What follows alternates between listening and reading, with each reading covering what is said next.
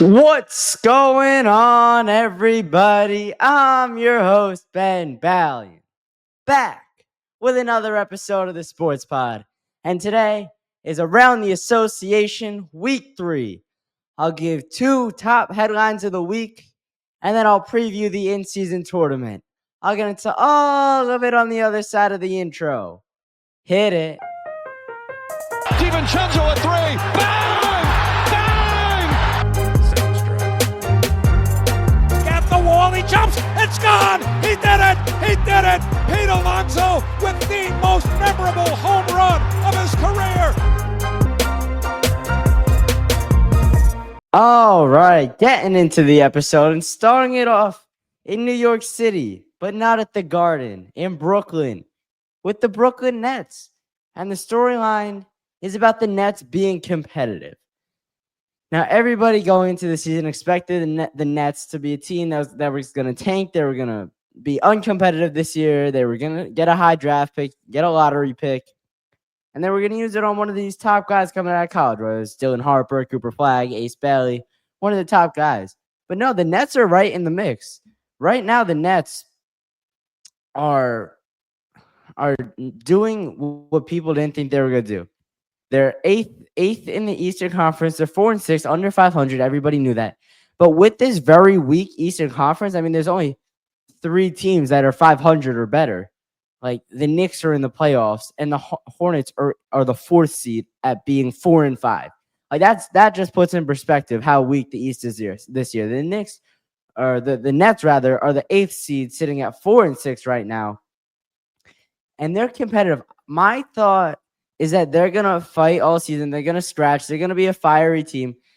My comparison for them is the 2021 Mets. Nobody expected them to really be good. It was the first season with Lindor, but they didn't really have much around him. It was the Jonathan VR and Kevin Pillar season. Like, they had very little surrounding talent for Francisco Lindor, and that's and Cam Johnson and Cam Thomas are going to carry this Nets team to a play-in appearance. That's my prediction for the Nets season. I think they end up as the 8th or 9th seed, potentially even the 10th seed, but they're going to sneak in as a play-in team. I mean, the Pistons are the 10th seed in the play-in right now. I mean, at some point you have to think, just going over a little Eastern Conference standings going from the top down. The Cavs are going to come back down to earth. They're not going to go 82-0. I'm sorry to say it, but they're probably going to end up as a 5th or 6th seed, if I had to say. The Bucks might blow it up. I was reading today that the Bucks won't trade Giannis unless he asks to be traded and he pushes to be traded, which in that case they would trade him. But as of right now, Giannis will be a Buck for the rest of this year, and he won't. And I would assume same with Damian Lillard. But the Sixers, you have to think they're going to figure it out. I mean, this whole situation with Embiid, he hasn't played a single second of basketball, suspended, 2 investigations, technical foul. That's going to change. They're probably going to end up as the 7th or 8th seed. So you think the Pistons are going to drop out. The Heat will figure it out. They'll end up in the mix. They'll be a 7th or 8th seed, 6, 7, 8 as well. So there's no way the Pistons make it. I would assume that the Sixers are going to sneak in as a 9th or 10th seed. I could see the Hornets being right around that area as well. The East is going to be a very weak jumble from 5th to 10th, 5th to 11th, really, this year. There's going to be a bunch of teams that are fighting for play-in spots and even play-in team or playoff spots. That's how it was last year, even though the East wasn't anything special. But getting back to the Brooklyn Nets, I like Jordi Fernandez a lot. From what I've seen him been doing early in the season, because remember, we're 9-10 games in the NBA season right now. There's not enough meat to be really picking through. There's nothing to really be analyzing about these teams. But what I've seen from Jordi Fernandez so far has been really solid. He's held his guys accountable. His rotations have been solid. He's putting the right guy. His matchups are right. He's letting Cam Johnson shoot however many shots he needs to a night. Like, Cam Johnson is averaging close to 30 right now. And that's what he's capable of. Cam Johnson isn't much of a scorer, but he's gonna Cam Thomas rather. He's just a scorer. He's not gonna do much of anything else, but he can score the basketball. I mean, and that's what he's doing. He's scoring about, let's see, he's averaging 25 points a game, 3 rebounds, 3 assists, and that's what the Nets need him to do. They don't need him to be anything other than a scorer. That's why they have Cam Johnson there as a forward to do everything else. So the Nets are going to be good. They're going to be solid. They're going to be right around that last play-in spot, and there's going to be a ton of teams fighting around that area. All right, next storyline. The 3 big injuries out west. I know it's early, and I know these injuries probably won't mean anything come March and April. But Ja's out for at least a week, probably more than a week. KD's out at least 2 weeks with a calf issue, and Zion Williamson is out indefinitely with a hamstring issue. I'm going to spend a second here on Zion Williamson because he was so hyped up out of college. He was such a good prospect, so promising. It seemed like there was nothing wrong with his game. He was able to stay on the court for the most part at Duke. He did have that one incident where he busted through his shoe, but that was it. But since he's come to the NBA, it's just been a battle to stay healthy and to stay on the court his entire NBA career. And I really hope he could stay on the court because when he has been on the court, he has been nothing short of spectacular. But just looking at the strength of schedule for all 3 of these teams with their top guys injured, for Memphis, they're gonna have to play the Lakers, who have fallen off since the start of the year. The JJ Redick effect hasn't continued. He's not as effective right now. The Warriors, who are really good, 2 times versus the Nuggets on not a back-to-back, but 2 games in a row against the Nuggets. And then you got to play the Sixers, and who knows what the Sixers are going to be at that point. Because on any given night, things can just click for the Sixers, and they're going to be all right. But because right now, and until Embiid comes back, really, I don't see the Sixers doing anything. But once Embiid comes back, he has the ability to take a team on his back and win multiple basketball games for that team.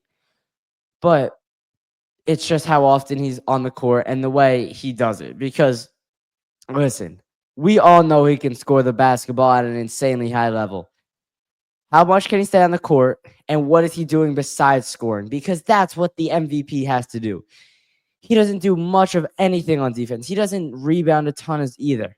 Like, he can rebound. He'll probably be averaging 10 a game, 8, 9, 10 a game. That's what he has to do. He's a center. But he doesn't do a ton else. And outside of that, that's really those are the top 4 matchups, and they come all in a row. I'm not counting the Sixers, but it goes in a 6-day span. You got to play the Lakers, Warriors, and Nuggets twice. And if you want to expand it to 1 week, you have to play the Sixers as well. So that's going to be an issue for Memphis. Right now, standings-wise, Memphis is the 7th seed at 6-4, above 500, and they're really tied for the 6th seed. But the West is loaded with teams like with records, and it's all a big jumble up. A half a game separates 4 through 8, and then a full game separates 4 through 11. So the West is going to be a jumble, and it's going to be much stronger than the East, 100%. But next injury is the Suns and Kevin Durant, who are going to be out 2 weeks. They have an incredibly difficult schedule during this stretch. They have Sacramento twice. They have OKC. They have Minnesota. They have Orlando. And I don't know what Orlando is going to be without Paolo. They're not going to be the same team, but that Jalen Suggs-led team, Franz Wagner, the Wagner brothers, they're going to scrap and they're going to fight. They're not going to be as good as they were with Paolo by any stretch of the imagination. They're the 7th seed right now. I know it's so early for me to be going over standings right now, but they do have to play the Magic, and this is essentially all in a row. They have to play New York, the Knicks, who I'm not sure on the Knicks. They look really mediocre right now, I'm going to be honest.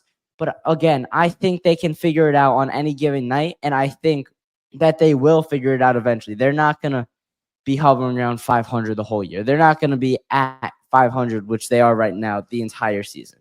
They also have to play the Lakers. That would probably be a game that Kevin Durant becomes available. That's going to be the end of his injury stint. So The question for the Suns is going to be, can Devin Booker lead a team by himself without Kevin Durant? And Kevin Durant does so much more than just score. He's such a lanky defender. He's not the best defender by any stretch of the imagination, but he's a solid defender, and he intimidates opponents. He imposes his will on other teams. And the last injury, Zion Williamson, indefinitely. Looking at over at their schedule, I don't know how long he's going to be out. I would say it's probably going to be It's probably going to be at least until the end of the calendar year.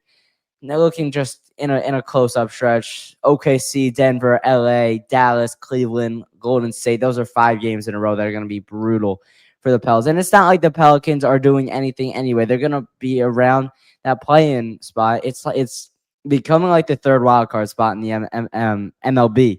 And that's what the MLB is really modeling their wild card situation off of, the NBA in-season or play-in tournament. They got to play the Knicks. They got to play Memphis. They got to play a ton of teams. It's not really fair to look at their schedule. And like I said, they're not getting out of first round if they get to the first round. They're the 14th seed at 3-7 right now, so it's not going to matter. But it just sucks because you know what kind of player Zion can be when he's on the floor, and that is a dominant one. All right, getting to the last topic of the episode, the in-season tournament, which tips off on Tuesday. This I'm going to give you all my predictions for group play. I'm going to give you my winner for each group and the 2 wildcard teams. And then once group play is over in a couple weeks or so, I'll give you my predictions for the knockout rounds. All right, starting in the East A is what the group is called. The group consists of the Magic, Hornets, Sixers, Nets, and your New York Knicks. And the eventual winners will be the Knicks. Now, let me preface all my predictions with this. The in-season tournament means nothing. The ultimate goal for all of these teams is to be hoisting the Larry O'Brien trophy in mid-June. But this is just for content's sake. We're going to give all my predictions. Eastern A, the Knicks are coming out of the group. The Magic don't have Paolo. The Hornets pose the biggest threat to the Knicks, in my opinion. LaMelo Ball and Brandon Miller have looked really solid. I think Brandon Miller is going to be the best player besides Wemby in that draft, because Wemby is just ridiculous. Wemby's a freak of nature. But outside of Wemby and Brandon Miller, there was nobody that's really top of the league like the way that Brandon Miller does. I would assume he's going to be, what is it, Rising Stars game now, or Rising Stars tournament? I forget how they do that in the NBA. I don't know. But he'll be on one of those teams. They used to do it really well, like with the USA versus World. There was that one where it was like Ja, Luka, Trae Young. That game was awesome. Zion was in that one. That's besides the point, though. I get on these tangents. But I think the Hornets definitely pose the biggest threat. They're just not talented enough to keep up with the Knicks. And I don't know how accurate that's going to be because, yeah, the Knicks have a ton of talent on their roster, but they just haven't figured it out yet. Jalen Brunson and Karl Anthony Towns have had trouble coexisting thus far. It's still so early, but we'll see how that plays out. The Nets are solid. They definitely are the second biggest threats. They're just not as good though. Like I said, they're a tough, scrappy group. They're not good enough to hang with some of the guys, some of the teams from the top of the league, like the Hornets and the Knicks early in the season. And I'll get to this a little bit later, but the in-season tournament's really set up for the hottest team to advance to the knockout round and then win the knockout round as well. The Magic don't have Paolo, which is going to be why they lose. They're not good enough. And the Sixers flat out just aren't it this year. The Sixers have some issues that they got to work out, quite a few of them as well. All right, East B. I'm going to take the Pacers.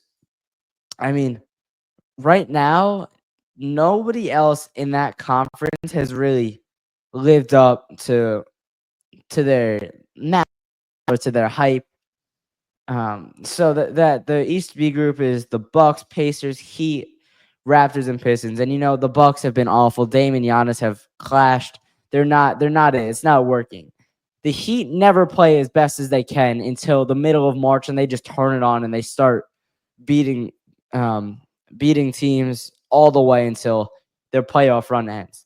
The Raptors are a lot worse than I thought. I thought Scotty Barnes was going to be a lot better this year. RJ Barrett has made a campaign for an all-star team. It's early in the season yet again, but the way he's playing right now is at an all-star level, and the Pistons are just bad. That's it. So the Pacers are the clear option there for me. Nobody else has really played especially well.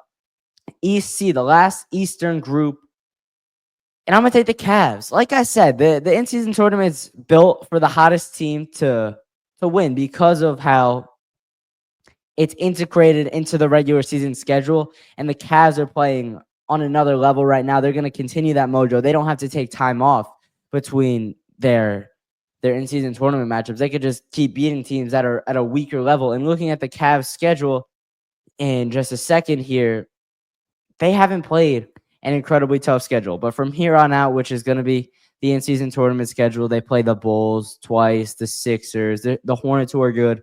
They got to play Boston. They got to play New Orleans, who isn't good, Toronto, Atlanta twice. And that really takes you to the end of the in-season tournament. So they're not playing a ton of high-level teams. And that group, which is very weak, it's the Bulls, Wizards, and Hawks. Sorry, it's a two-horse race between the Celtics and Cavs.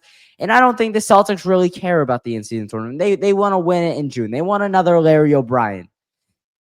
So the Cavs, who are just playing at a high level that they're not going to be able to withstand throughout the entirety of the regular season, they're good. They're in a position right now to win that group. All right, so the three winners I have for the East are the Knicks, Pacers, and Cavs. That's a solid group. And now let's get to the Western groups. All right, Western A, made up of the T-Wolves, Clips, Kings, Blazers, and Rockets. This is a very solid division. The Timberwolves are going to be the best team, and then the Kings and Rockets are both pretty mediocre. Clippers are a little bit less than mediocre, and the Blazers are pretty bad. I'm taking the Rockets. I just think they're going to play harder because it's the in-season tournament, and the Timberwolves with veterans like a Dante, like a Mike Conley, like a Julius Randle, they're going to slow down. They know what's up, that what's coming throughout the rest of this year, and they don't have to try as hard in this tournament that doesn't mean anything. But the Rockets, who are a young team with Jeff Green as their only real veteran, are going to be trying as hard as they can. So I think they come out of that group because they're just going to take another level of competitiveness to the in-season tournament. The West Group B, I'm taking the Thunder. This is an absolutely loaded division. I'm going to call them divisions. I don't like groups. This is definitely the best group overall. You got the Thunder, Suns, Lakers, Spurs, and Jazz. Suns without KD, but Devin Booker still an all-world player, top of the line, top of the NBA, top probably 12 player in the league. He's going to be able to carry the Suns. And the Lakers, we'll see what happens with them, but AD is playing at an MVP level. He can go down in any minute. That's been proven throughout his Lakers tenure. And the Spurs with Wemby they're not at the top standings-wise, but they're a real threat. I think the Thunder are just the best team in this group, though. They're young. They play hard every night. They're a lot of fun to watch. And that's that. Western Group C, I'm taking the Dubs. They're, like I said before, they're playing at a high level that's not sustainable for that roster right now. And this is another really good group. I mean, you got the Nuggets, Mavs, and Grizz that are top teams. You also have the Pelicans that probably every other team will beat in that group. But I think the Nuggets are saving a lot. They're keeping a lot in the tank for June. They haven't done much of anything so far this year. And the Grizzlies will be without Ja Morant, and they don't really have anything outside of that. Desmond Bane isn't playing right now. And the Mavs, similar to the Nuggets, they're not going to try as hard. Luka and Kyrie are both veterans at this point. They know what the goal is. They both went to the finals last year, and they know it's a long NBA season. But the Warriors, Steph Curry's going to try some, but I mean, it's like Buddy Hield and Dion Waiters. It's not top guys that are going to care as much. They're playing with house money right now. All right, my two wild cards, Celtics and the Mavs. I think the Mavs are going to be good in the tournament. They're playing a lot. They're playing a pretty mediocre group as the guys are playing right now. Not overall, these are very good teams, but how I think they're gonna play, like the Nuggets, Grizzlies, and Pelicans are gonna just treat this like regular season games, and so are the Mavs. I just think the Mavs will win those regular season games. And with the Celtics, they're playing an incredibly weak group outside of the Cavs, so I think it's pretty self-explanatory there. All right, that's gonna do it for this episode. Hope you enjoyed. Give me your feedback in the comments below on around the association if other things you want to see in this series. But for now, I'm your host, Ben Valley. Make sure you go check out all my socials linked in the description below. And most importantly, keep it locked with the Sports Pod.